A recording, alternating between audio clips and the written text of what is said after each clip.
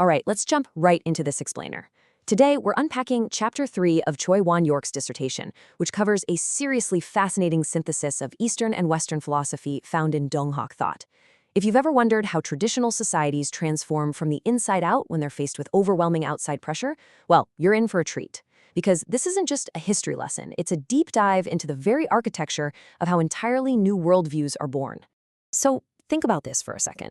Can modernity happen without westernization? This immediately challenges a massive assumption a lot of us carry around, that to modernize, you basically have to adopt a Western way of looking at the world.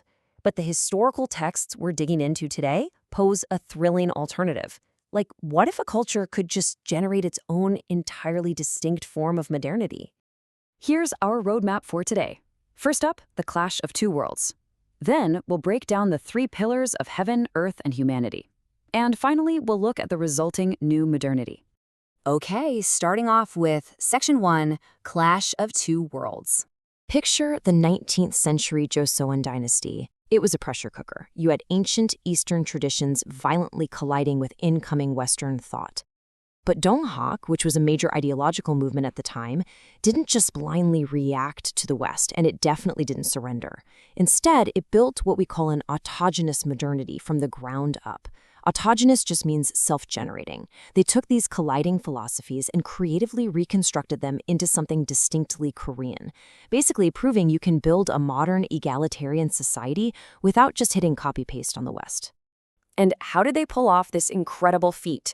By utilizing a concept called liminality. Think of liminality like the chrysalis phase of a caterpillar. You know, it's not a caterpillar anymore, but it's not quite a butterfly yet either. It's this wild, chaotic border space where all the old rules just melt away. It's characterized by this intense alertness and betweenness. It's that highly convertible, fertile middle ground where existing social and cultural orders are completely dismantled so you can build something entirely new. And for Donghak, this liminality isn't just some lazy compromise or a simple mixing pot of ideas. No, it's an active, dynamic space of creative reconstruction. It takes the heavy friction of two opposing paradigms, the East and the West, and literally uses that energy to forge an unprecedented worldview with entirely new possibilities. Let's move to our first major pillar in Section 2, heaven, known in Donghak as Sichinju. To really grasp Sichanju, we have to look at the ingredients going into it, because we're dealing with a massive philosophical gap here.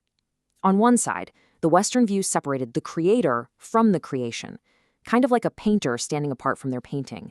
The divine was formal, ontological, and totally transcendent. But on the flip side, the Eastern view was much more organic, like a tree growing from a seed. It focused on assimilation, generation, and the absolute unity of heaven and humanity. And right in the middle of this clash, we get this stunning quote from Choi Soo-un, which is rooted in a profound religious awakening. He says, "My heart is your heart. If each person attends, honors, and serves the Lord in his or her heart, this is the way of heaven." This completely bridges that enormous East-West gap. It takes the Western idea of a personal Lord and fuses it flawlessly with the Eastern idea of internal unity. Donghak achieves its liminal synthesis here through a brilliant concept, immanent transcendence. So instead of choosing between a spirit out there or a spirit in here, it recognizes that heaven is simultaneously a transcendent reality way beyond us and deeply personally immanent inside every single human heart. Next up, Section 3, Earth, encapsulated in the concept of Jawajang. So having completely redefined heaven, the philosophy has to redefine the actual ground we walk on, right? And again, the old world is sharply divided. The Western materialist view treats land primarily as physical substance, a quantifiable object you can just measure and use. Meanwhile, the Eastern view is so fascinating. They saw the Earth as condensed energy, almost literally like water vapor compressing into a solid form. Well, Donghak dismantles that whole debate by introducing the consecration of the land. It completely flips the script. It reinterprets the Earth, not as dead matter and not just as abstract, compressed energy, but as a deeply spiritual, egalitarian space meant for harmony. It shatters the hierarchical division of space. The land isn't just real estate to be bought up. It's a sacred foundation for everyday human life. This brings us to Section 4, humanity, or Yongsangbomon. The traditional views of humanity were, frankly, worlds apart. The Western view was highly growth-oriented, heavily rooted in concepts like original sin and the need for salvation. But the East emphasized something called contact flowering, this beautiful idea that humans realize their potential through meeting, appreciating, and assimilating with the community and nature around them. And here is where it gets absolutely mind-blowing. Donghak just shatters these old boundaries entirely by proposing the literal deification of humans.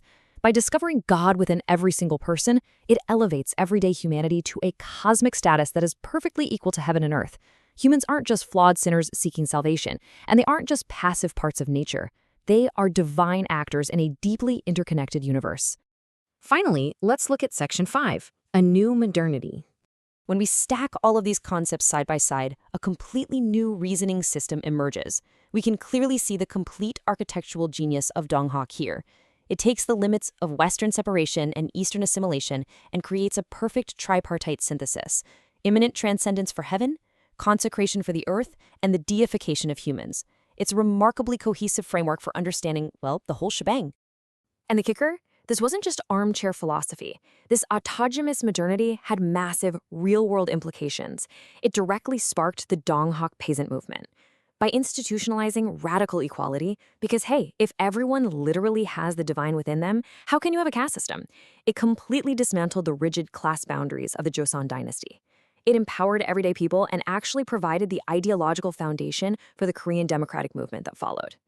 As we wrap up this explainer, I want to leave you with a really provocative thought from the source text. Today, we are facing our own massive crises, right? Modern ecological disasters, deep social inequality. Could this 19th century philosophy, this brilliantly integrated view of a universe where heaven, earth, and humanity are equally divine and intimately connected, could that actually hold the blueprint for our postmodern survival? It definitely makes you rethink what it means to be truly modern, doesn't it?